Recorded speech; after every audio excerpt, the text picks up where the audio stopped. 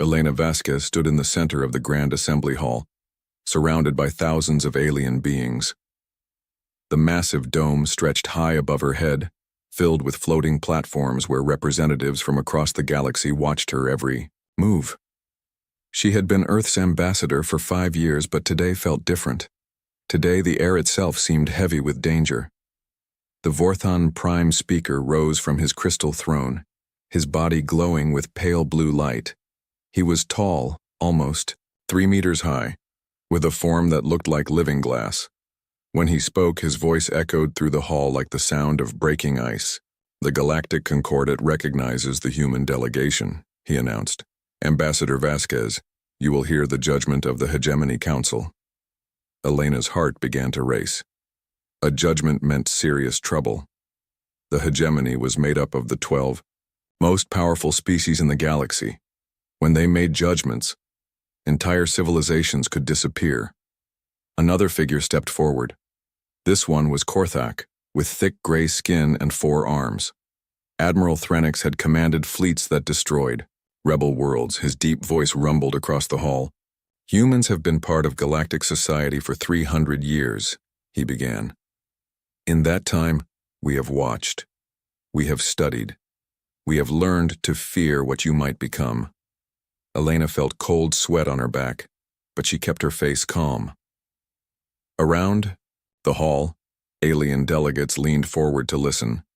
Some looked curious, others seemed excited as if watching a show. "Your species expands too quickly," Admiral Threnix continued. "You build colonies on worlds others consider impossible to live on. You adapt your technology faster than any species we have ever seen. Most dangerous of all, you fight wars among yourselves with a violence that disturbs peaceful civilizations." The Vorthon Prime Speaker activated a holographic display above the assembly. Images appeared in the air: human cities, spaceships, battles from Earth's history. Elena recognized scenes from the world wars, the colonial conflicts, even recent fights between mining companies in the outer colonies. "But we have discovered something even more troubling," the Prime Speaker said. His crystal form pulsed with brighter light. "Our intelligence services have intercepted communications about something called Project Lazarus. Humans are building weapons in secret. They are preparing for war." Elena's blood turned to ice. Project Lazarus was classified at the highest levels. How did the aliens know about it? "Therefore," Admiral Threnix announced, "the Hegemony Council delivers this ultimatum to the human species. You will surrender all military vessels to our custody. You will abandon all colonies beyond your home system. You will accept protective supervision under hegemony authority. You will submit to cultural integration programs designed to reduce your aggressive tendencies." The hall erupted in noise. Some aliens seemed shocked, others pleased. Elena heard cheering from several sections. She realized that many species wanted to see humanity brought down. "You have 7 days to accept these terms," the Prime Speaker concluded. "Refuse, and you will face the combined might of the hegemony. We have eliminated 12 species who posed similar threats to galactic peace. Humanity will not be the 13th. Elena stood alone in the center of the hall, feeling the weight of 3 billion human lives on her shoulders. She thought of her daughter Sarah, studying engineering on Mars. She thought of the farming colonies struggling to grow food on distant worlds. She thought of all the humans who had dreamed of living free among the stars. "The Terran Federation requests the traditional deliberation period," she said, her voice steady despite her fear. "We will give our answer in 7 days." "Granted," the Prime Speaker replied. "Use the time wisely, Ambassador. The hegemony's patience is not unlimited." As Elena left the assembly hall, she heard alien voices talking behind her. Most seemed certain that humanity would surrender. After all, what choice did they have? The hegemony controlled 70% of known space. Their fleets had never lost a war. Their technology was centuries ahead of human science. Elena walked quickly through the station corridors to her private communication room. Her hands shook as she activated the quantum transmitter. Within minutes, she was connected to the emergency session of the Terran Council on Earth. President Chen Wei appeared on the screen. his face grim. Around him sat the leaders of every human colony and military commander she could see. General Morrison from the Mars Defense Force, Admiral Torres from the Deep Space Fleet, Governor Walsh from the mining colonies. "We heard the broadcast," President Chen said. "The entire galaxy knows about the ultimatum now. Elena, tell us honestly, do we have any chance if we fight?" Elena closed her eyes and thought about the massive fleets she had seen in hegemony. Space. Ships the size of cities, weapons that could crack planets, soldiers bred for war from a dozen different species. "Mr. President," she said slowly, "if we fight with what we have now, we'll be destroyed in days. Maybe hours." Silence filled the room. She could see despair on many faces. Some of the colonial governors were already talking about surrender terms. Then, Admiral Torres spoke up. Elena had met her a few times, a tough woman with gray hair and scars from the Centauri border war. She commanded humanity's deep space forces, the ships that protected the outer colonies.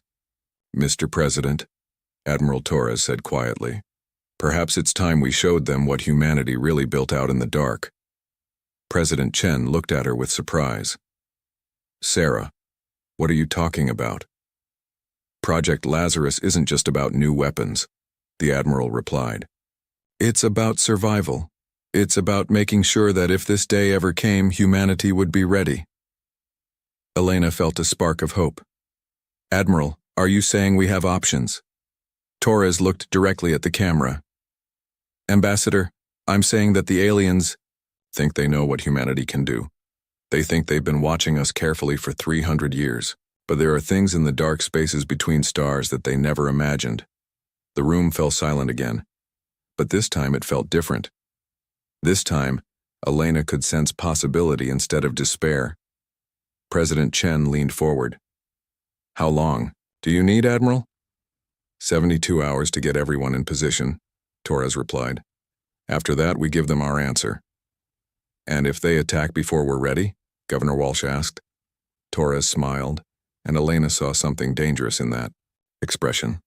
"Governor, the aliens are about to learn something important about humans. We don't just prepare for the wars we're fighting.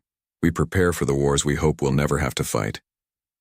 Elena felt her heart beating faster, but now it was excitement instead of fear. "What do you need me to do?" "Keep them talking," President Chen said. "Use every diplomatic trick you know. Make them think we're considering surrender. Buy us 3 days and then humanity gives its answer." "What answer is that, Mr. President?" Chen's face hardened. "The same answer humans have always given to bullies and tyrants throughout our history. No, we will not kneel. We will not surrender. We will not go quietly into slavery." The transmission ended, leaving Elena alone in her small room high above the alien world. Outside her window, she could see hegemony warships patrolling the space around the diplomatic station. Their lights looked like predators' eyes in the darkness. But for the first time since entering the assembly hall, Elena smiled. The aliens thought they knew humanity. They thought 300 years of watching had taught them everything about human nature. They were about to learn how wrong they were. Elena began composing her first diplomatic message, designed to buy time and hide the truth. Meanwhile, across human space, people began to move with quiet purpose. The galaxy was about to discover what humanity had been building in the shadows, waiting for the day when their freedom would be threatened. That day had finally come. Deep in the Hegemony Intelligence Center, Surveillance Chief Zirak watched the screens that monitored human communications across the galaxy. The insectoid aliens' compound eyes could process dozens of data streams at once, looking for signs of panic or military preparation. "What are the humans doing?" Admiral Threnix asked as he entered the command center. Zirak's mandibles clicked nervously. "That is the strange thing, Admiral. They are not behaving as expected." The screens showed human colonies across dozens of star systems, mining stations, research facilities, farming worlds, industrial complexes. Everything looked normal on the surface, but something felt wrong. "Show me the communication patterns," Threnix ordered. Zirak activated a new display. Immediately after the ultimatum, We detected a single transmission sent simultaneously to every human facility. It lasted only 2.3 seconds and contained minimal data, coordinates, and a timestamp. What coordinates? Unknown. The location is an empty space, far from any human colonies. The timestamp is for 72 hours from now. Threnix studied the data with growing concern. In his experience, doomed species reacted in predictable ways. They either surrendered immediately or began desperate military preparations that were easy to detect. The humans were doing neither. "Sir," another technician reported, "we are detecting unusual movement patterns. New screens activated showing human colonies. On the surface, everything appeared routine, but careful analysis revealed subtle changes. Families having quiet goodbye dinners, colonial militia conducting extra training exercises, deep space mining crews working around the clock, then suddenly shutting down operations. They are preparing for something," Threnix growled. "But what?" On the mining station, Titan's Hope, 3 billion kilometers from Earth. Supervisor Jake Martinez sealed the last container of processed metals. His crew had been working for 48 hours straight, finishing a project that had taken them 15 years to complete. "That's the last of it," his assistant Maria said, exhaustion clear in her voice. "The shipment is ready." Jake looked out the window at the massive ring of metal structures surrounding the asteroid they had been mining. To casual observers, it looked like standard mining equipment. But Jake knew better. His father had helped design these installations, and his grandfather had been part of the original planning committee 50 years ago. "Maria, I need you to take the shuttle back to Ceres Station," Jake said. "Take the non-essential crew with you." "What about you?" Jake smiled sadly. "Someone needs to stay and run the equipment when the time comes. My family has been preparing for this day since before I was born. I'm not leaving now." Maria nodded. She had grown up on the mining stations too. Everyone knew what they were really building out here in the dark, even if they never talked about it openly. Meanwhile, on Earth, President Chen addressed the planet in what would be humanity's final official transmission before the deadline. Citizens gathered in their homes, on street corners, in schools and offices to listen. "My fellow humans," Chen began, 300 years ago, our species took its first steps into space. We went seeking knowledge, resources, and new homes for our growing population. We found wonder beyond imagination, strange worlds, beautiful, nebulae, and the discovery that we were not alone in the universe." He paused, looking directly into the camera. "We also found something else. We found that the galaxy is ruled by fear. Fear of change, fear of competition, fear of species that might grow strong enough to challenge the established order. Across human space, people listened with growing understanding. Children who had wondered why their parents worked such long hours on mysterious projects. Teenagers who had questioned why human colonies were built like fortresses. Adults who had always sensed that their leaders were preparing for something terrible. Today, the hegemony demands our surrender," Chen continued. "They want us to abandon our colonies, disarm our ships, and accept their control over our future. They believe we are too dangerous to remain free." On Mars, Chen's daughter Sarah watched with her engineering classmates. She had always been proud of her father, but now she understood why he had always seemed burdened by secrets. "We came to the stars as explorers, not conquerors," Chen said. "We sought friendship among the cosmos and found bureaucracy, fear, and the threat of extinction. But our ancestors taught us something important about dealing with bullies and tyrants." In the Hegemony Intelligence Center, Zirak translated the speech for Admiral Threnix in real time. The Admiral's 4 hands clenched into fists as he listened. "The human is making a mistake," Threnix said. "Does he not understand the power arrayed against him?" Zirak continued translating as President Chen reached the climax of his speech. "Today, humanity gives its answer to those who would chain us," Chen announced. "We are not your subjects. We are not your servants. We are not afraid." The transmission ended with 5 words that would echo through galactic history. "Humanity says no. Show them." Immediately, human communication networks went dark. Every official channel, every military frequency, Every colonial broadcast stopped transmitting. The galaxy suddenly could not hear humanity's voice at all. What just happened? Admiral Threnix demanded. Zirak's mandibles clicked rapidly as he tried to make sense of the data. Sir, all human communications have ceased.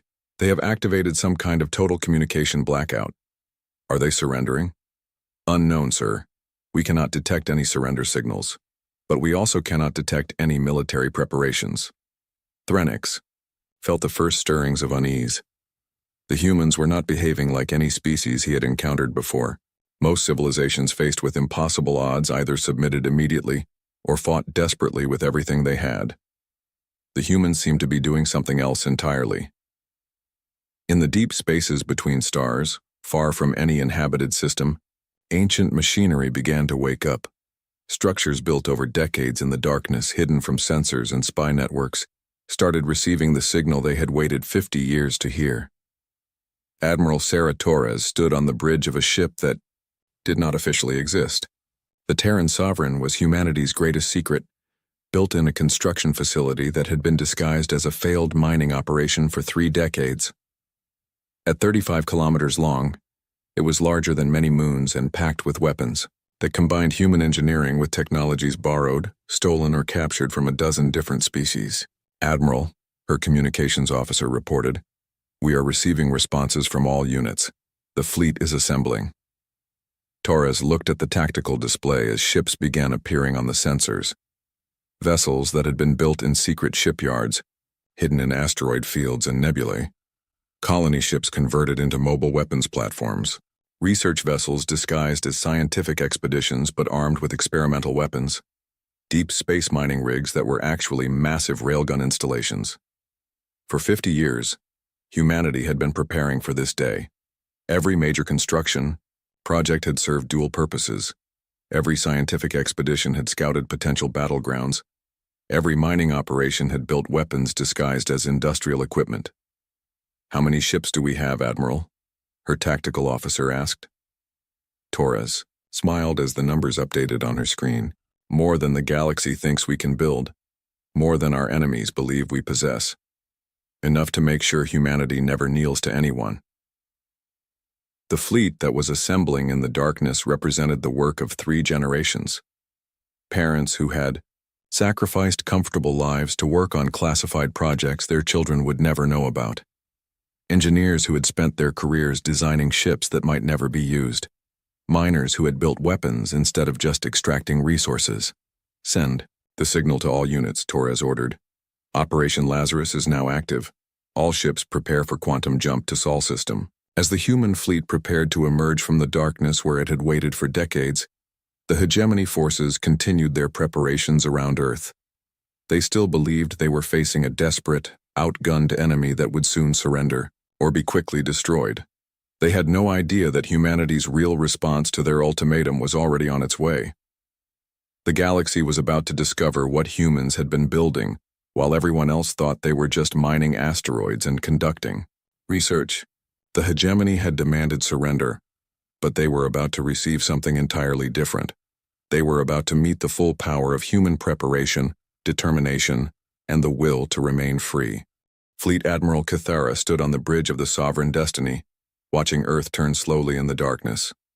The massive Dreadnought was the pride of the hegemony fleet. 30 kilometers of advanced technology and enough firepower to destroy planets. Around it, over 300 warships from 12 different species waited in perfect formation. "Status report," she ordered, her crystalline Vorthan body glowing with confidence. "All ships report ready, Admiral," her tactical officer replied. "Long-range sensors show minimal human military activity.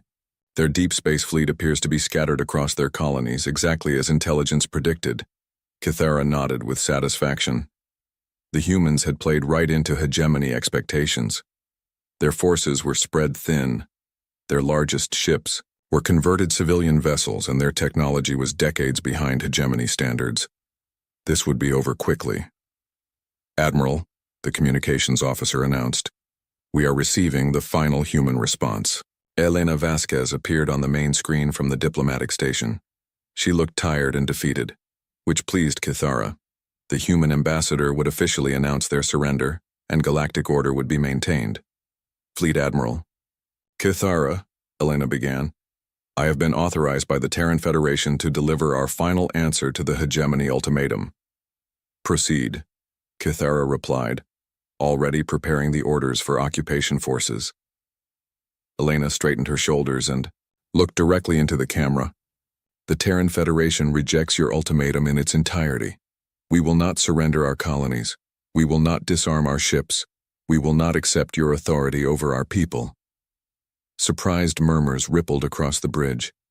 Kithara felt her first moment of doubt. Ambassador, you understand the consequences of this decision? We understand perfectly, Elena replied. Humanity chooses to remain free, whatever the cost. The transmission ended, leaving the hegemony fleet in stunned silence. Kithara had expected surrender. Military planning had focused on occupation procedures, not actual combat. Admiral, the sensor operator called out, I'm detecting quantum signatures. Something large is approaching. Kithara moved to the sensor station. Show me.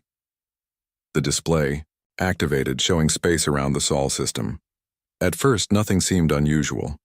Then reality began to tear open. The first ship that emerged was unlike anything in the hegemony databases. Nearly 30 kilometers long, covered in weapons that combined human design with alien technology in ways that should have been impossible. Its hull showed signs of decades of construction, modifications, and improvements. What is that? Kithara whispered. Before anyone could answer, another ship appeared. Then another. Within minutes, space around the hegemony fleet filled with human vessels emerging from quantum jumps. But these were not the desperate civilian conversions intelligence had predicted. Admiral, the tactical officer shouted. I count over 200 vessels. Mass readings indicate these are capital ships, not converted transports. Kithara stared at the displays in growing horror. The human ships were massive, heavily armed, and clearly built for war. Worse, they were emerging in perfect coordination, surrounding the hegemony fleet with practiced precision. The largest human ship defied comprehension. Built around what appeared to be a captured asteroid, it stretched 35 kilometers from bow to stern. Launch bays covered its surface like cities, and weapon batteries that could level continents tracked across its hull. How? Kithara breathed. How did they build this? Where did they build this? Her intelligence officer ran frantic scans of the human vessels. Admiral, metallurgical analysis indicates construction times ranging from 20 to 70 years. Some of these ships have been under construction since before first contact. The terrible truth hit Kithara like a physical blow. Humanity had not just rejected the ultimatum. They had been expecting it. For decades, they had been preparing for this exact moment. A communication request came from the largest human ship. Kithara accepted it with shaking hands. Admiral Sarah Torres appeared on screen, standing on a bridge that looked like it belonged in a fortress rather than a ship. Behind her, human officers worked at stations while tactical displays showed the positions of every ship in both fleets. Fleet Admiral Kithara, Torres said calmly. I am Admiral Torres of the Terran Sovereign. You are surrounded and outgunned. Withdraw your forces immediately and no further blood need be shed today. Kithara found her voice. You cannot possibly match the hegemony's firepower. Our technology is centuries ahead of yours. Torres smiled, and Kithara saw something dangerous in that expression. Admiral, your intelligence services have been watching us for 300 years, but they were watching the wrong things. What do you mean? You saw our mining operations and thought we were just digging for resources. You saw our research stations and thought we were just studying science. You saw our colony ships and thought we were just farmers and merchants. Torres gestured at the displays around her bridge. You never realized that every asteroid mining operation was also a weapons factory. Every research station was also a military laboratory. Every colony ship was also a warship in disguise. Kithara ran new scans of the human fleet, and her worst fears were confirmed. The ships showed signs of modular construction, as if they had been built to serve multiple purposes. What looked like cargo bays were actually weapon magazines. What appeared to be mining equipment were actually gun batteries. For 70 years, Torres continued, humanity has been building this fleet. We hoped we would never need it. But we knew that someday, someone would try to make us kneel. Today is that day. You're bluffing, Kythera said desperately. No species could hide construction on this scale. Torres activated a new display showing the human fleet in full tactical formation. Admiral, we didn't hide it. We built it right, in front of you.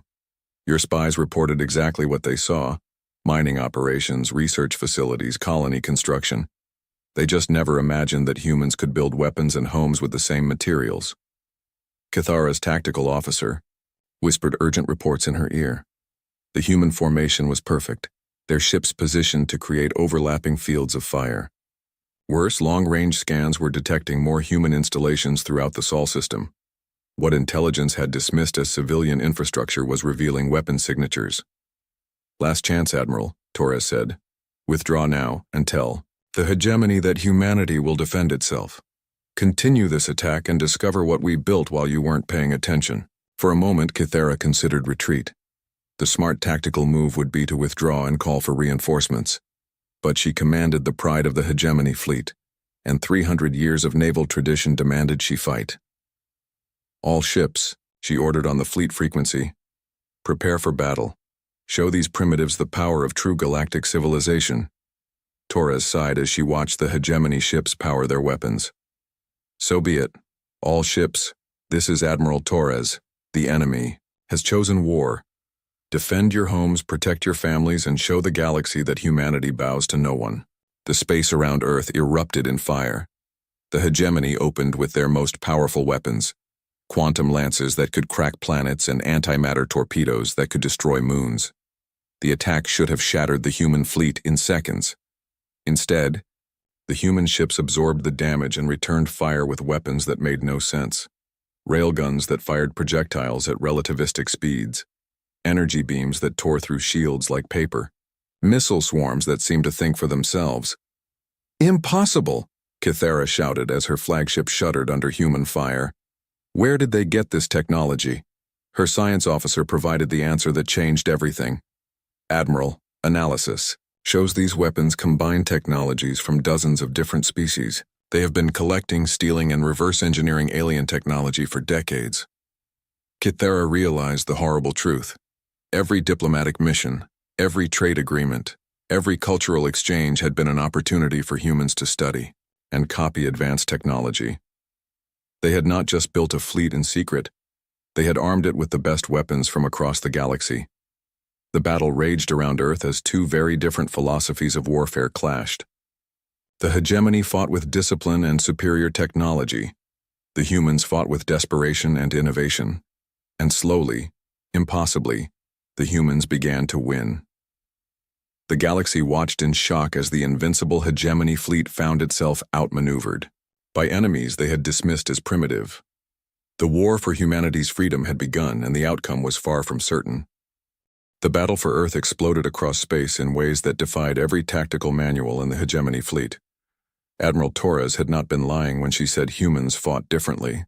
Captain Vex of the Korthak heavy cruiser Dominion watched in horror as a human destroyer, its hull cracked open and venting atmosphere, altered course directly toward his ship. The human vessel was clearly dying, but it was accelerating instead of retreating. "They're ramming us," his tactical officer screamed. "Evasive maneuvers," Vex ordered, but it was too late. The human ship struck the Dominion's midship section with the force of a small asteroid. Both vessels exploded in a ball of fire and debris. Across the battlefield, similar scenes played out as human ships engaged in tactics that no sane species would attempt. They used their own vessels as weapons, ramming enemy ships when their guns ran out of ammunition.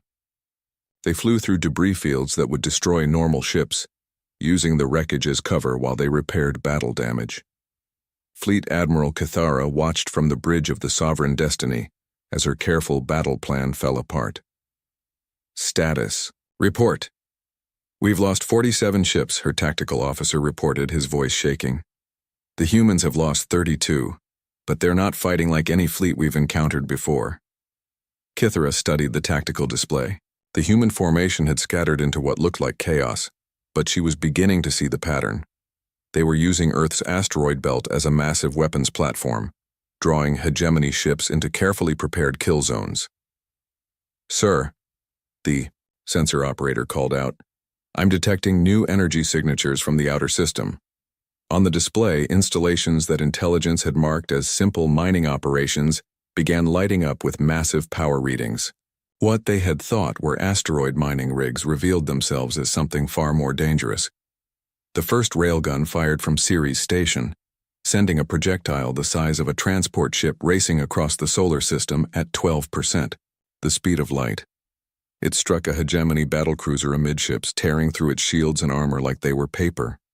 "Impossible," Kithara whispered as more installations throughout the asteroid belt opened fire. "How long have they been building this?" Her intelligence chief provided the answer she dreaded. "Admiral, construction analysis suggests these installations are at least 50 years old. The humans have turned their entire star system into a fortress." The space around Earth became a nightmare of crossfire as hidden weapons revealed themselves throughout the Sol system. Mining stations fired railguns that could destroy capital ships with single shots. Research facilities launched swarms of missiles that hunted enemy vessels with deadly intelligence. Even civilian habitats sprouted defensive weapons that had been built into their very foundations. But the hegemony was not helpless. Their ships were more advanced, their crews better trained, and their commanders more experienced. Fleet Admiral Kithara rallied her forces for a concentrated attack on the largest human vessel. "All ships, focus fire on their flagship," she ordered. "Destroy their command ship and their fleet will collapse." The Sovereign Destiny led the charge against Admiral Torres's command vessel, the Terran Sovereign. The two massive dreadnoughts closed distance while trading devastating fire. Quantum lances met experimental energy weapons in exchanges that lit up space like new stars. On the bridge of the Terran Sovereign, Admiral Torres felt her ship shake under the enemy bombardment. "Damage report!" "Forward shields down to 30%, her tactical officer called out. "We've lost 2 weapon batteries and have hull breaches on decks 15 through 20. Torres studied her tactical display. The hegemony flagship was powerful, but it was fighting according to standard doctrine. It maintained safe distance while using its superior weapons to wear down the human ship. Torres had a different approach in mind. "All power to engines," she ordered. "Prepare ramming speed." "Admiral?" her first officer asked in surprise. "The aliens think they know how we fight," Torres said with a grim smile. "Let's show them they're wrong." The Terran Sovereign suddenly accelerated directly toward the Sovereign Destiny, closing the distance at maximum speed. Kithara watched in shock as the massive human ship bore down on her flagship. "They're insane!" she shouted. "Ramming at this velocity will destroy both ships." But Torres had no intention of ramming. At the last possible moment, the Terran Sovereign rolled sideways and fired every weapon it had into the Sovereign Destiny's hull at point-blank range. The concentrated firepower tore through shields and armor that had never been breached before. "Return fire," Kithara ordered, but the damage was already done. Her flagship was crippled, its main weapons offline and its engines damaged. The battle raged for 18 hours. The hegemony had superior technology and numbers, but the humans fought with a combination of desperation, innovation, and sheer bloody-minded determination that shocked their enemies. They used tactics that violated every rule of civilized warfare, ramming attacks, kamikaze runs, using their own damaged ships as guided missiles. More importantly, they had prepared for this battle in ways the hegemony could not have imagined. Every piece of civilian infrastructure in the Sol system served dual purposes: cargo containers that were actually missile launchers, communication satellites that were really sensor networks, transport ships that were secretly armed with experimental weapons. Captain Zorix of the hegemony light cruiser Eternal watched a human cargo hauler approaching his position. The vessel showed no weapons on scans and was broadcasting a surrender signal. Following standard procedure, he moved to accept the surrender.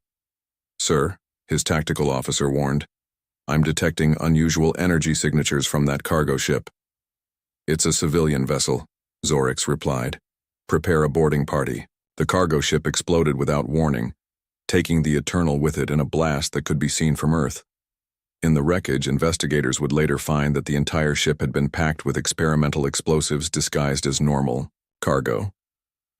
As the battle continued, it became clear that humanity had been preparing for this war longer and more thoroughly than anyone had imagined. They had studied every hegemony battle in recorded history. They had analyzed alien tactics and developed counters for standard strategies. They had built weapons specifically designed to exploit weaknesses in hegemony ship designs. Admiral, Kythera's science officer, reported during a brief lull in the fighting, "I've been analyzing their weapons. They're not just human technology. These systems incorporate design elements from dozens of species." Kythera felt sick as she understood. For centuries, humans had been quietly collecting alien technology through trade, diplomacy, and espionage. Every cultural exchange had been an opportunity to study advanced systems. Every diplomatic mission had included intelligence operatives gathering technical data. The humans had not just built a secret fleet. They had armed it with the best technology from across the galaxy. The tide of battle turned when the hidden installations in the outer system activated their full firepower. What the hegemony had thought were simple mining operations revealed themselves as massive weapons platforms built into asteroids and hidden in nebulae. Crossfire from 6 different directions caught the hegemony fleet in a carefully planned trap. Ships that had fought their way through the inner system defenses found themselves under attack from weapons they had not even known existed. "We're surrounded," Kythera's tactical officer reported. "Enemy fire is coming from installations throughout the system. We're taking casualties from positions we can't even see." Kythera realized the horrible truth. The humans had not just prepared for this battle. They had designed the entire Sol system as one massive weapons platform. Every asteroid, every station, every seemingly innocent installation was part of a coordinated defense network that had taken decades to complete. As hegemony ships began retreating toward the edge of the system, Admiral Torres opened a communication channel to all surviving enemy vessels. "Hegemony forces," she announced, "you came here to make us surrender. Instead, you found out what humans do when threatened with extinction. This is your only warning. Leave now, and spread the word throughout the galaxy. Humanity stands free, and we will remain free." Fleet Admiral Kythera, her flagship crippled and her fleet shattered, made the hardest decision of her military career. All ships, begin withdrawal from the Sol system. Emergency jump to Rally Point 7. As the surviving hegemony vessels limped away from Earth, they left behind nearly half their fleet destroyed or captured. The invincible war machine that had conquered dozens of species had been defeated by enemies they had dismissed as primitive. The galaxy received Admiral Torres's final transmission as the human fleet tended to its wounds. "Let it be known that humanity stands free. We sought peace, but we prepared for war. Any who would enslave us will find the same welcome that awaited the hegemony today." The age of hegemony dominance was over. The age of human power had begun. 6 months after the Battle of Sol, the galaxy was a very different place. Ambassador Elena Vasquez walked through the Grand Assembly Hall where she had once received humanity's death sentence. Now alien delegates stood when she entered the chamber. The same beings who had watched with pleasure as the hegemony delivered their ultimatum now treated her with careful respect. The hegemony itself was crumbling. 3 member species had declared independence in the weeks following their devastating defeat. Others questioned why they should follow leaders who had led them into such a catastrophic war. The Vorthon Prime Speaker, who had once spoken with such confidence about human submission, now avoided direct eye contact when Elena addressed the assembly. "The Terran Federation wishes to address the Concordat," Elena announced, her voice carrying easily through the vast chamber. "The Assembly recognizes the human delegation," the Prime Speaker replied, his crystal form dimmer than before. Elena looked around the hall at thousands of alien faces. Some showed fear, others curiosity, but none showed the dismissive contempt she had faced 6 months ago. Humanity had earned their attention with blood and fire. "The Terran Federation proposes the establishment of the Free Species Compact," she began. "An alliance of independent civilizations committed to mutual defense against tyranny. Excited whispers filled the chamber. Several species had already approached Elena privately about such an alliance. The defeat of the hegemony had shown that even the most powerful empires could be challenged. On Earth, President Chen addressed a joint session of the reformed Galactic Concordat via holographic link. The chamber where he spoke was new, built to replace the government buildings destroyed during the battle. Through the windows behind him, construction crews worked to repair the damage from hegemony bombardment. The Terran Federation does not seek to replace the hegemony as galactic overlords, Chen said, his words translated into hundreds of languages. We seek something better, a galaxy where strength protects the weak instead of enslaving them. The response was immediate and powerful. Representatives from 47 different species requested membership in the new alliance. Some were small civilizations that had lived in fear of hegemony expansion. Others were former hegemony members seeking new protection. A few were powerful species that had remained neutral, but now saw opportunity in the changing order. But the victory had come at a terrible cost. The secret construction projects that enabled humanity's triumph had required enormous sacrifices from every human colony. Entire generations had grown up knowing their parents worked on projects they could never discuss. Resources that could have built comfortable cities went instead to hidden weapons factories and disguised military installations. On Mars, Sarah, Chen stood in the memorial garden dedicated to the thousands of humans who had died in the battle. Her father's decisions had saved humanity, but the weight of those choices was visible in his graying hair and tired eyes. Was it worth it? She asked him during one of his rare visits to the colony. President Chen looked at the names carved into the memorial wall. Sarah, your great-grandmother lived through World War III. She used to tell me that freedom isn't free. It has to be earned by every generation. But the cost. The cost of fighting was terrible, Chen agreed. But the cost of surrender would have been worse. The hegemony didn't just want to control us, they wanted to erase us, turn us into another subjugated species with no will of their own. Far from Earth, the Terran sovereign patrolled the trade routes between star systems. Admiral Torres had transformed her flagship from a weapon of war into a symbol of protection. The massive vessel served as a mobile embassy, its presence guaranteeing safe passage for merchant ships and refugees fleeing hegemony territory. Admiral, her communications officer reported, we're receiving a distress call from the Nexus system. Pirates are attacking civilian transports. Torres smiled grimly. In the old galaxy, such attacks were common and often ignored by major powers, but humanity had introduced a new philosophy of intervention. Set course for Nexus, she ordered. It seems someone needs to learn that pirates are no longer welcome in civilized space. The Terran sovereign's arrival in the Nexus system demonstrated why piracy had become a dangerous profession.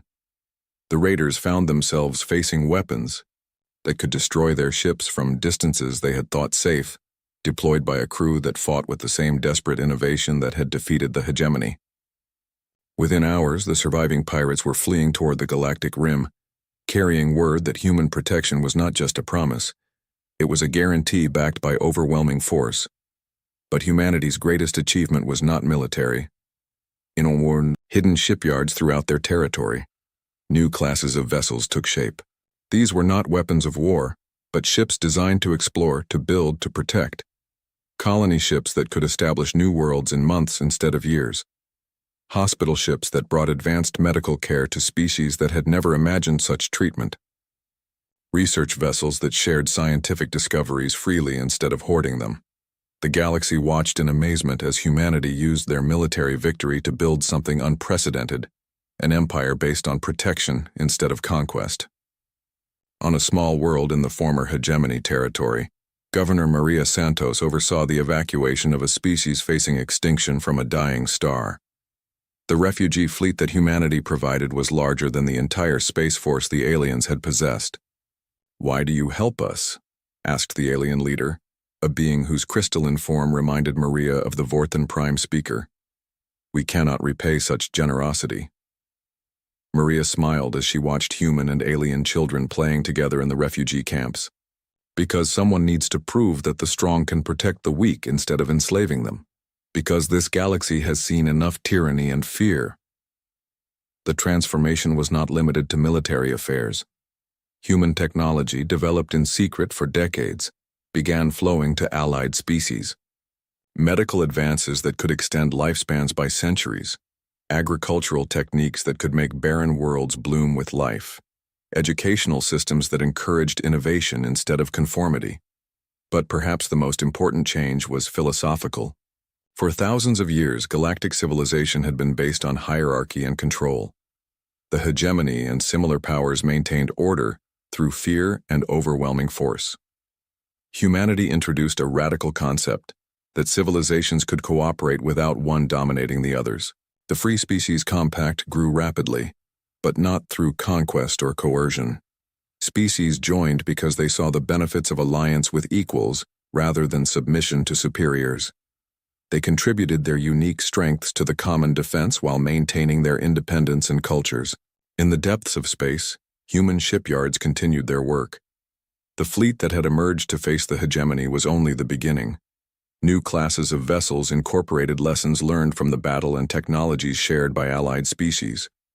More importantly, they were designed with a new philosophy: weapons that protected rather than conquered, strength that served rather than dominated.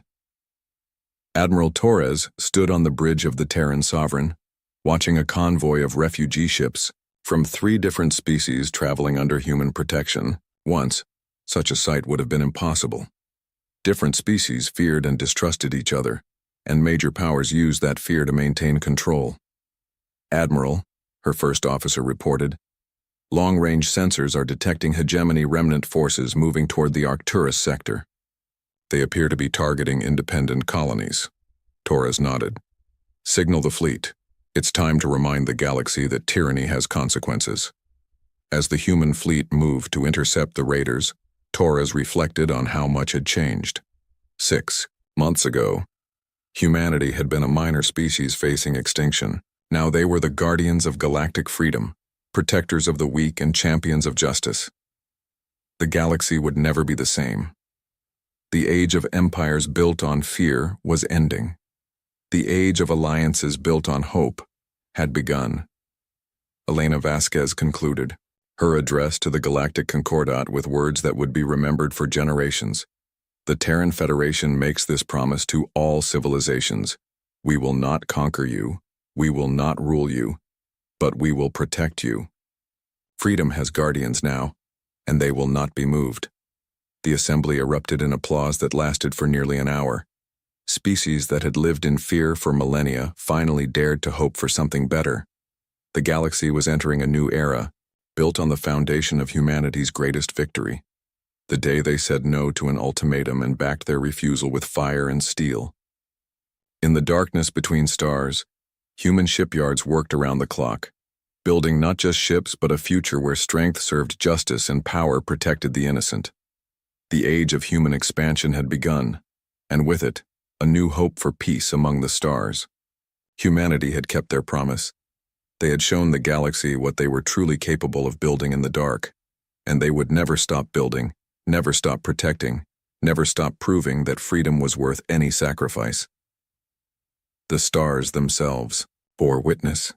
Humanity stood ready, and tyranny would never again go unchallenged among the infinite cosmos. Commander Jack Harrison stood at the observation window of Earth Defense Force headquarters, watching dark clouds gather over what used to be Chicago. Rain hadn't fallen naturally there since the Vexari mining operations began 3 months ago. The once great city was now a massive pit, with alien machinery digging deeper by the day. 15 million people had called it home. Now they lived in hastily built camps across the Midwest. Still admiring the view?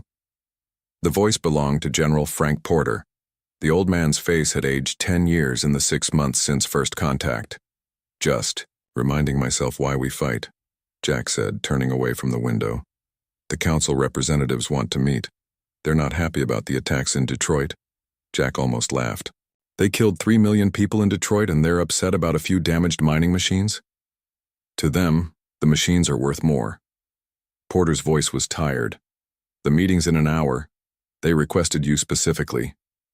Jack knew why. As the military officer who had made first contact with the council scout ship, He had become the reluctant face of human-alien relations. The aliens seemed to think this gave him influence. They didn't understand that Earth's military had been sidelined by politicians eager to please their new galactic overlords. "I'll be there," Jack said. The general nodded and left. Jack returned to the window, remembering the day everything changed. He had been commanding a routine patrol when the alien ship appeared. First contact should have been humanity's greatest moment. Instead, within weeks, Earth's leaders had signed away their planet's resources in exchange for membership in the Galactic Council. By the time anyone realized what the fine print meant, Council ships were in orbit and mining operations had begun. The trip to Council headquarters took 30 minutes by helicopter. The massive structure had been built on the ruins of the United Nations in New York, a deliberate symbol that Earth was now under new management. Inside, Jack was escorted to the main chamber where 5 alien representatives sat at a raised platform. He recognized each species: the tall, thin Vexari who ran the mining operations, the 4-armed Quarren who handled security, the almost human Taladax who served as the main diplomat. 2 others whose names he couldn't pronounce. Commander Harrison, the Taladax representative, spoke in perfect English. "We are concerned about recent events." "As am I," Jack replied, standing straight. The Detroit bombardment was an act of war against civilians. The Quarren made a sound like grinding metal, which Jack had learned was laughter. "The removal of resistance elements was authorized by your own government." This was technically true. Earth's new Global Cooperation Council, puppets chosen by the aliens, had signed off on the attack. "We did not come here to discuss settled matters," the Taladax continued. "We are concerned about attacks on mining operations across your North American region. They are being carried out by military personnel using military equipment." "Former military," Jack corrected. "Many soldiers resigned when they saw what was happening." "You will help us stop them," the Vexari said. It wasn't a request. "I don't have that authority," Jack said. "Then you will help us identify them," the Taladax insisted. "We have compiled a list of suspects." A holographic display appeared showing faces Jack recognized. "Good people, friends. If you cooperate, they will be processed humanely," the Taladax said. "If not, we will take more direct action, like Detroit." Jack felt cold anger building in his chest. 6 months ago, he had believed in following orders, in working within the system. That belief had died in Detroit's ashes. "I'll see what I can do," he lied. They seemed satisfied with his answer. The meeting ended, and Jack was escorted out. Instead of returning to headquarters, he directed his pilot to take him to Madison Field Hospital. The facility was overflowing with refugees from Chicago and Detroit. It was also where he would find the one person who might actually be able to help. Dr. Olivia Martinez had been working 30-hour shifts since the Detroit bombardment. Her eyes were red with exhaustion when Jack found her. "Commander," she said, not looking up from the patient she was treating. "Come to see what cooperation with the Council looks like up close?" They had known each other before first contact. She had been a leading physicist at CERN, working on theories that might someday lead to faster-than-light travel. Now she was treating radiation burns from alien weapons. "I need to talk to you," Jack said quietly. "Somewhere private." 10 minutes later, they stood in a supply closet. It was the only place they could be sure wasn't monitored. "They asked me to help them find the resistance fighters," Jack said. "And will you?" Her eyes were hard. "You know me better than that, Liv." He took a deep breath. "I'm ready to join. Officially." Her expression didn't change. "Why now?" "They showed me a target list. People I know. Good people. And they threatened another Detroit." Olivia studied him for a long moment. "My family lived in Chicago. My parents, my sister, her kids. They're all in camps now. The lucky ones." "I know." "No, you don't know," she said sharply. "The Council doesn't just want our resources, they want compliant slaves, and our leaders gave us to them without a fight." "Not all of us," Jack said. "I'm here now." She reached into her pocket and handed him a small device. This will lead you to us when you're ready. Don't use it until you're absolutely sure you're not being followed. What about you? I have work to finish here, then I'm going underground too. She opened the door. The resistance needs people like you, Jack. But if you're playing both sides, I'll kill you myself. He believed her. That night, Jack returned to his apartment for the last time. He packed lightly, clothes, a few personal items, his father's old service pistol. As he was about to leave, his secure military comm buzzed. General Porter's voice came through. Harrison, emergency meeting. The council found a resistance cell in Boston. They're planning a response. Another Detroit? Porter's silence was answer enough. I'm on my way, Jack said. He wasn't. Instead, he activated Olivia's device. It projected a set of coordinates outside the city. As he drove into the night, Jack knew there was no going back. The council had made Earth's choice clear: submit or die. He chose a third option. Behind him, the lights of the city glowed against the night sky. Ahead, only darkness. But somewhere in that darkness was hope and revenge. The resistance base was hidden underneath an abandoned farm in rural Wisconsin. Jack had expected something primitive, perhaps a few dozen people with stolen weapons. What he found instead amazed him. The underground facility stretched for nearly a mile in all directions. Hundreds of people moved with purpose through well-lit tunnels. Military personnel trained alongside civilians. Engineers worked on modified equipment. It was an operation far larger than he had imagined possible. Impressed? Olivia appeared beside him. Unlike at the hospital, she now stood straight, eyes clear and focused. How did you build all this without them knowing? Jack asked. The council's arrogance works in our favor. They think we're primitive, so they don't look for advanced hiding techniques. She gestured for him to follow. And we have help from an unexpected source. She led him into a large room filled with strange equipment. The technology looked alien but modified. Wires and human components had been attached to sleek council devices. Most of this came from Alan Reeves, Olivia explained. Jack knew the name. Alan Reeves was a tech billionaire who had publicly supported council integration. His companies had been among the first to work with alien technology. He's with the Resistance? One of our key supporters. The council thinks he's helping them understand human markets. In reality, he's been stealing their tech and funneling resources to us. A tall man with gray hair approached them. You must be Harrison. I'm Sam Baker, former NSA. I handle security here. Can we trust him? Jack asked, nodding toward a Taladax working alongside human engineers across the room.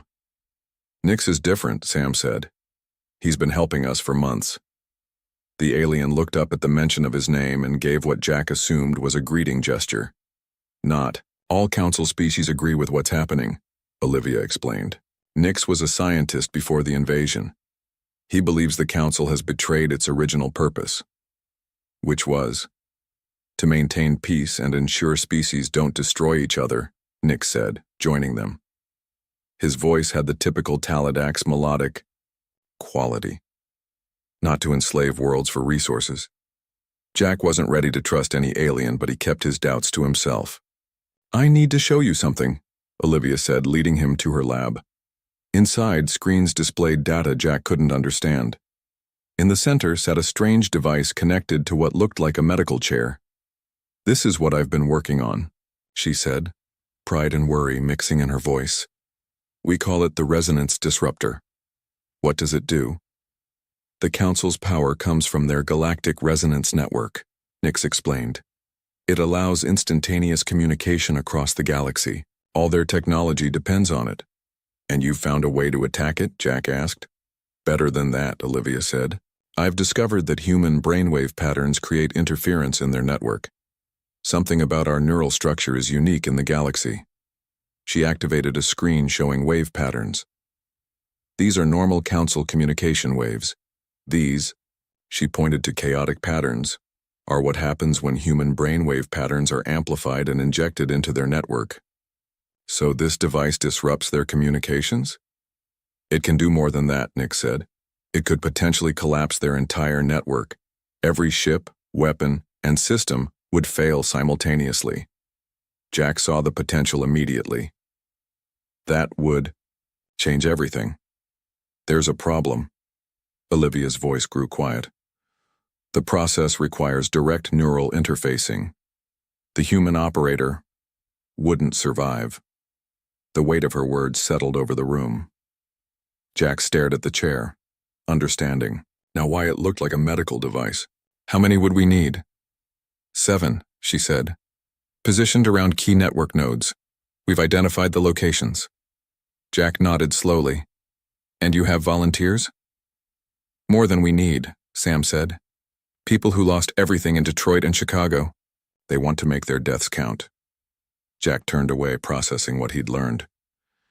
Even if we take down their network, they still have ships and weapons. They would recover eventually. That's where you come in, a new voice said. A woman in a Navy uniform entered the lab. Jack recognized her immediately. Admiral Elaine Wilson, former commander of the Atlantic Fleet. Admiral. Jack stood straighter instinctively. I thought you were working with the Council's integration team.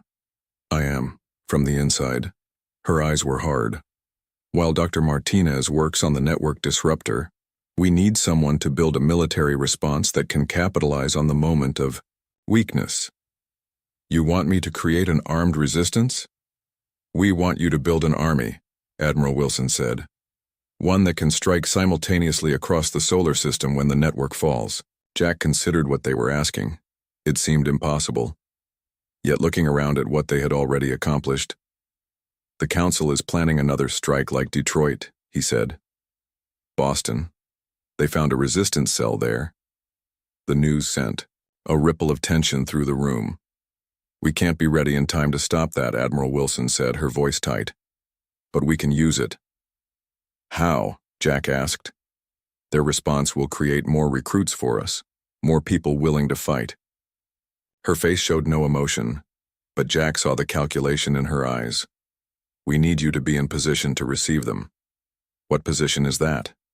The Council has asked Earth's government to create a human peacekeeping force, she explained. Humans. Policing humans under Council direction. They're offering you command. Jack understood. They want me to help them control the population. And we want you to accept, Sam said. Build a force that looks loyal, but will turn when the moment comes. It was a dangerous game.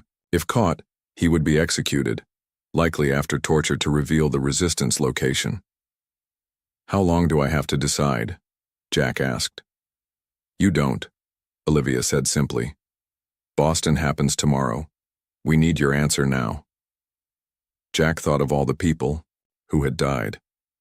All who would die tomorrow. And all who would die in the future if nothing changed. I'll do it, he said. But I need to know everything about this plan, every detail. Admiral Wilson nodded. Come with me. We have a lot to discuss before morning. As Jack followed her out, Olivia caught his arm. Jack, she said quietly, once you go back, you'll be alone. We can't risk communication. I understand. Trust no one, she warned. The Council has human collaborators everywhere. Even here? Her expression answered his question. Be careful who you recruit. Jack glanced at the resonance disruptor one. Last time, the device represented hope, but at a terrible cost. 7 volunteers would die to give Earth a chance. How long before it's ready? He asked. 3 months, maybe 4, Olivia said. Make it 2, Jack replied. After Boston, things will get worse. The Council will tighten control. We need to move before they realize what we're planning. Outside, the lab, the underground base, hummed with activity. Humans preparing for war against an enemy that thought it had already won. Tomorrow, Jack would return to the world above. He would pretend to serve the invaders while secretly building the force that would help destroy them. The Galactic Council had made a fatal mistake. They had thought humans were primitive, easy to control. They were about to learn how wrong they were. 2 months passed. Boston was gone, just like Detroit. 5 million dead in an instant.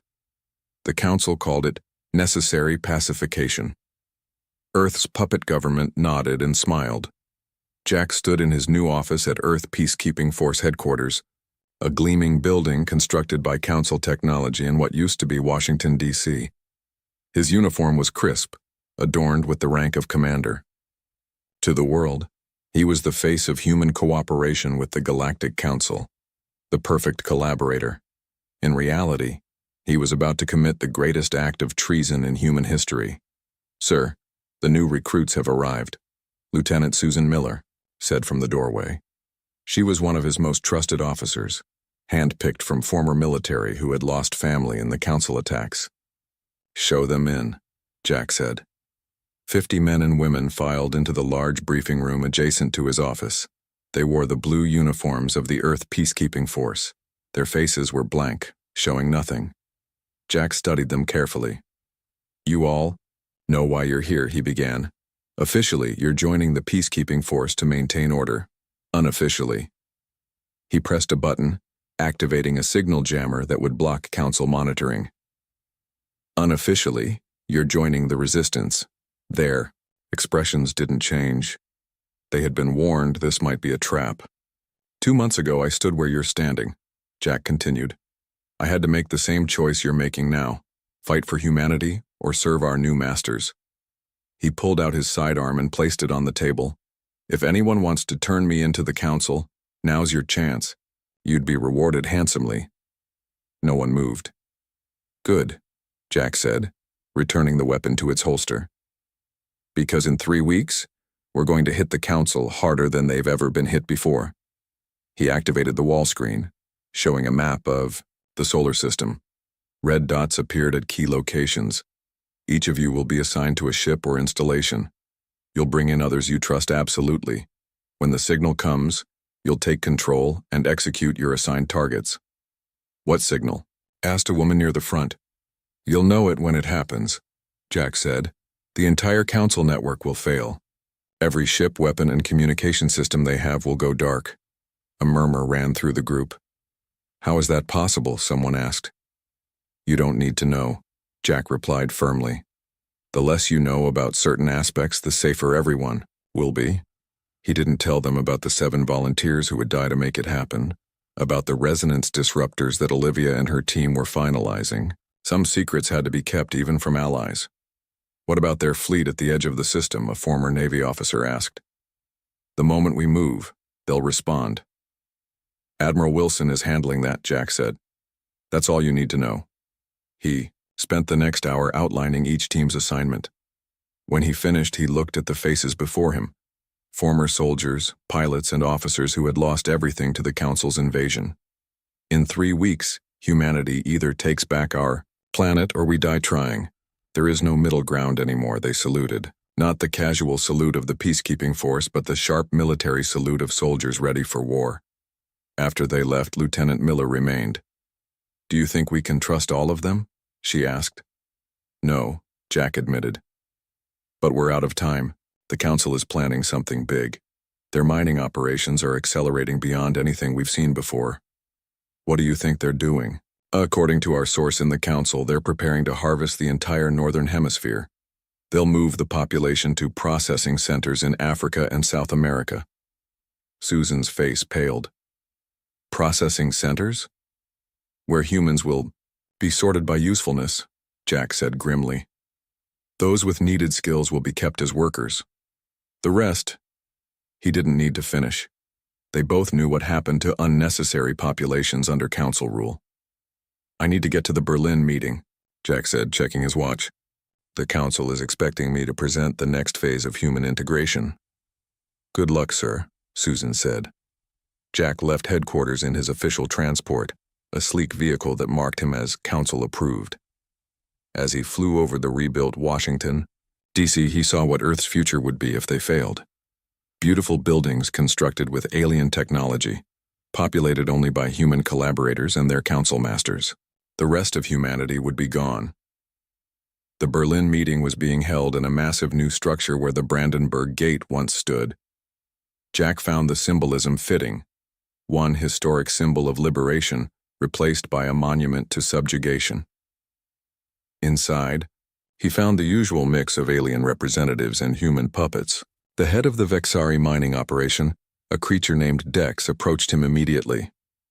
"Commander Harrison," the alien said in its clicking voice, "we are pleased with your peacekeeping force's progress." "Thank you," Jack replied with practiced humility. "We're working hard to ensure human compliance."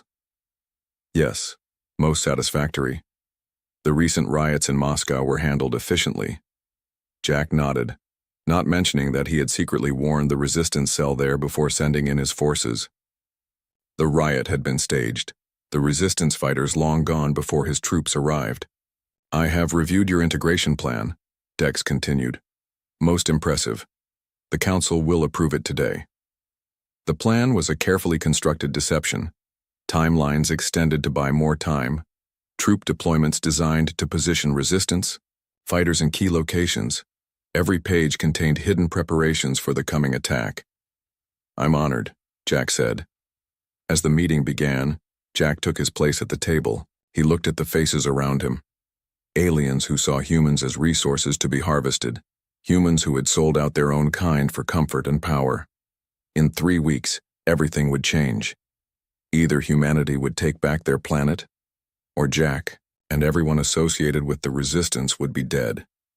His secure comm unit vibrated, an encrypted message from Olivia. "All 7 disruptors ready. Volunteers in final preparation. Admiral Wilson has made contact with allies among subjugated species. We are go." Jack deleted the message immediately. He looked up at the Council. Representatives, smiling and nodding as they discussed the efficient exploitation of his planet.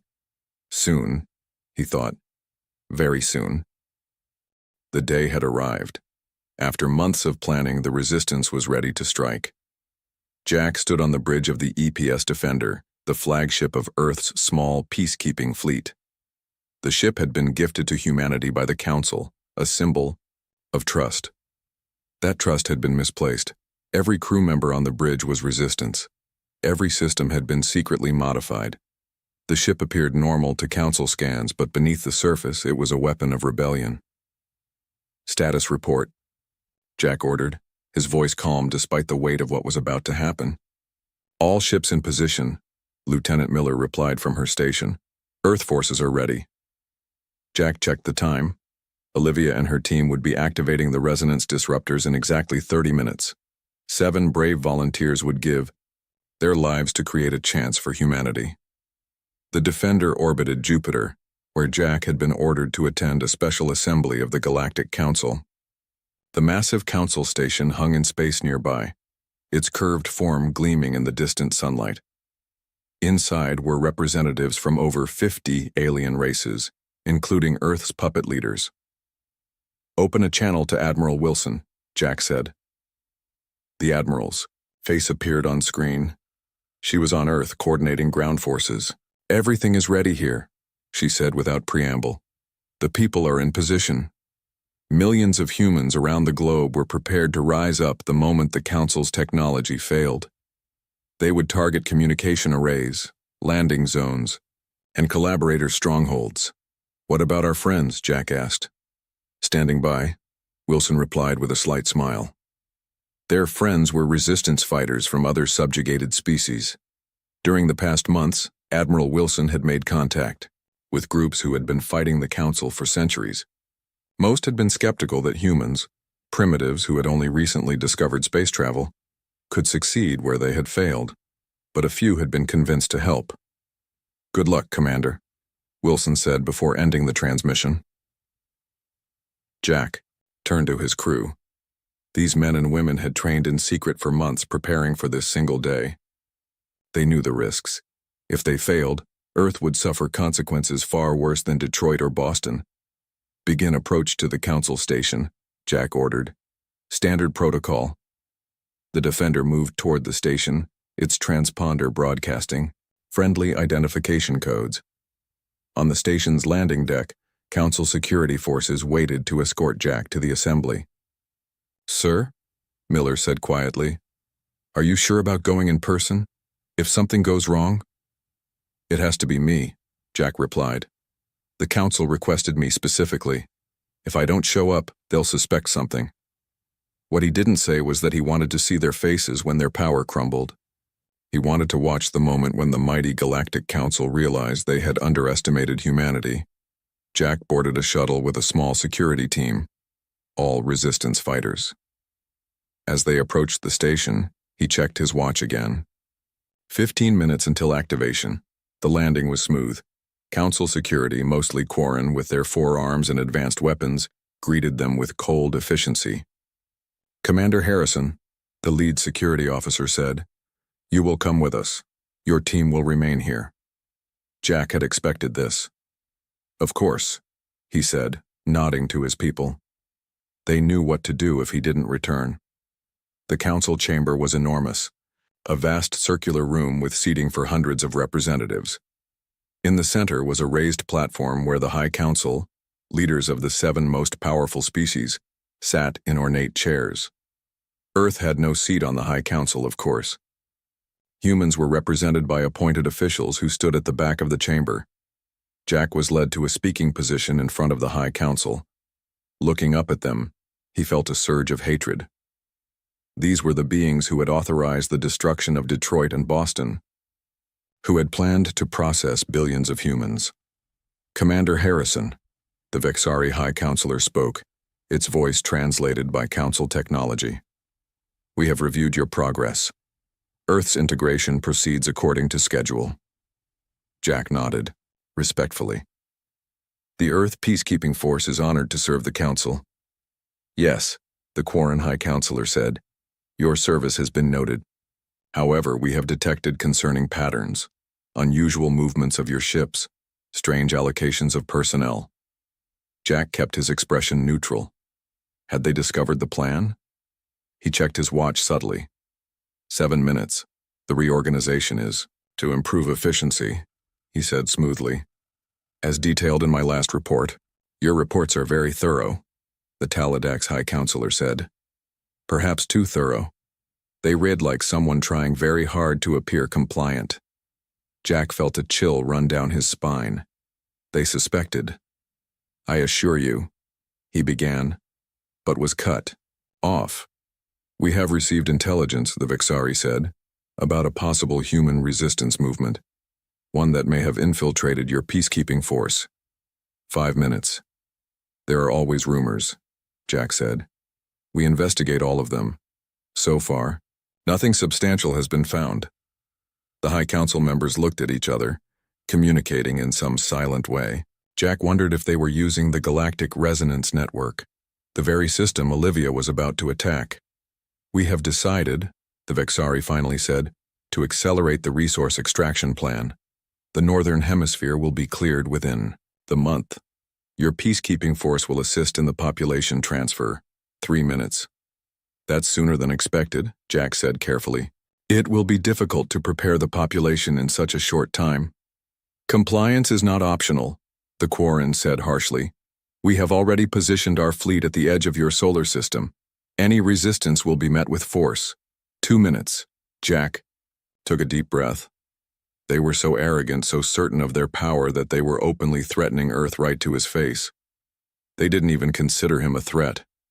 "I understand," he said. "Earth will comply." 1 minute. The Vexari seemed satisfied. "You may return to your ship, Commander. Prepare your forces for the operation."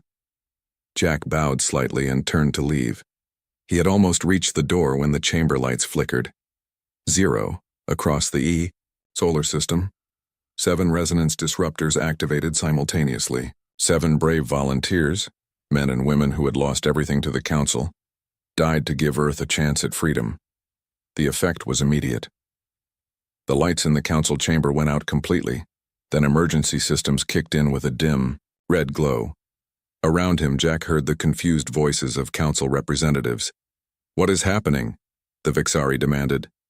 "Unknown malfunction," someone replied. "The network is not responding." Jack smiled in the darkness. It wasn't a malfunction. It was revolution. "Security!" the Quarren shouted. "Detain the human." But the security force's weapons had failed along with everything else. Jack drew his sidearm, a simple projectile weapon. that didn't rely on Council technology. "I bring a message from Earth," he said, his voice carrying across the suddenly silent chamber. "Your Council's reign ends today." Chaos erupted across the solar system. On Earth, millions of humans rose up against their oppressors. With Council technology failing, the alien forces were suddenly vulnerable. Mining operations were overrun. Landing zones were captured. Collaborators found themselves facing the anger of those they had betrayed. In orbit around Jupiter, Jack stood in the Council chamber, his weapon trained on the High Council members. Their confusion had turned to fear as they realized what was happening. "This is impossible," the Vexari High Councilor said. "Our technology cannot simply fail." "Humans are full of surprises," Jack replied. "You should have studied us more carefully before trying to enslave us." The Defender, under Lieutenant Miller's command, had already secured the station's docking bay. Resistance fighters were spreading throughout the structure, capturing key systems and Council personnel. Jack's comm unit crackled. The sound was scratchy, a sign that they were using the backup systems Olivia had designed. "Commander, this is Miller. The station is secure. All Council ships in the area have been disabled." "What about Earth?" Jack asked. "Reports coming in from all continents," Miller replied. "The uprising is succeeding. Council forces are in retreat or surrendering." The High Council members listened to this exchange with growing horror. "You cannot win," the Quarren insisted. "Our fleet at the edge of your system will respond. They will destroy your entire planet in retaliation." Jack smiled. "I'm afraid they have problems of their own." Far from Earth, at the very edge of the solar system, Admiral Wilson's plan was unfolding. For months, she had been in contact with resistance groups from other subjugated species. When the network failed, these allies had moved against the Council fleet, the mighty warships designed to operate on the now-failed Galactic Resonance Network hung powerless in space. Their crews, cut off from the Council's control, were facing rebellions from within. Servant species who had been waiting centuries for this moment. "Your fleet is no longer yours," Jack told the Council members. "None of your empire is. The network collapse isn't just affecting Earth. It's spreading across the galaxy." This was the truth. Olivia's resonance disruptors had created a cascading failure that was racing through the network at faster-than-light speeds. Every world under Council control was experiencing the same thing Earth was, the sudden freedom to fight back. "This cannot be happening," the Taladax counselor whispered. Jack heard footsteps behind him. He turned to see Olivia entering the chamber, accompanied by several resistance fighters. Her face was drawn with exhaustion and grief. "It's done," she said simply. Jack nodded, understanding what she meant. The 7 volunteers were gone. Their sacrifice had made this moment possible. "What happens now?" asked one of Earth's former puppet representatives, who had been quietly trying to hide behind a pillar. "Now," Jack said, "we build something better." When the days that followed, the true scale of what humanity had accomplished became clear. The Council's power structure, maintained for thousands of years, had collapsed overnight. Ships were stranded. Communication was impossible. Subject worlds that had been oppressed for centuries seized their chance for freedom. On Earth, the resistance quickly established control. The mining operations were shut down. Alien technology was repurposed to begin healing the environmental damage. The collaborators who had enabled the Council's rule were arrested to await trial. 1 week after what was already being called Liberation Day, Jack stood in a temporary headquarters in the ruins of Chicago. Maps and screens showed the status of Earth's recovery efforts. Reports from space indicated that the Council's fleet had been completely neutralized. Olivia entered, looking slightly better than she had on the Council station. The weight of the 7 volunteers' deaths would always be with her, but there was now pride alongside the grief. "The new communication system is working," she reported. "We've made contact with resistance groups on 27 former Council worlds." This was Olivia's new project, building a replacement for the destroyed Galactic Resonance Network. The new system incorporated principles from various species' technologies, creating something stronger than any single approach. What are they saying? Jack asked. They want to talk. Many of them have been fighting the council for centuries. They can't quite believe it's over. It's not over, Admiral Wilson said, joining them. The council races are still out there. They've lost their network, but they still have technologies and weapons we can only dream of. They'll try to rebuild. Which is why we need allies, Jack said. The other species who were oppressed with us. Nix, the Taladak scientist who had helped the resistance, stepped forward. My people are ready to join you. Many of us never supported the council's actions. We believed in the original purpose and peace and cooperation, not dominance. Jack studied the alien thoughtfully. During the planning stages, he had never fully trusted Nix. Now he was beginning to see that humans weren't the only victims of the council's corruption. What do you propose? Jack asked. A new alliance, Nix said. Not based on control, but on genuine cooperation. Each world contributing according to their abilities, each receiving protection regardless of their technological level. It was a bold vision. Some humans would resist the idea of any alliance with alien species after what they had suffered. But Jack knew isolation wasn't the answer. We'll need time, he said. Earth needs to heal first. Of course, Nix agreed. All worlds do. Outside the window, construction crews were already at work, rebuilding Chicago. It would never be the same city it was before the council came, but perhaps it could be something new, something better. A memorial was being built in orbit around Earth, containing the names of every volunteer who had sacrificed themselves to power the resonance disruptors. Alongside them would be the names of everyone who died in Detroit, Boston, and all the other atrocities committed by the council. Commander, a young officer said, entering the room, the remaining council representatives are asking for terms. Jack exchanged glances with Olivia and Admiral Wilson. This was the moment they had fought for, the chance to dictate terms rather than receive them. Tell them Earth is willing to discuss peace, Jack said, but only as equals, never as subjects. The officer nodded and left to deliver the message. Earth was changed forever. Humanity had faced its greatest challenge and emerged not just victorious but transformed. They had learned painful lessons about unity, sacrifice, and the price of freedom. The Galactic Council had intended to exploit a primitive species. Instead, they had awakened a force that would reshape the galaxy. And when Earth took its revenge, the Galactic Council fell silent.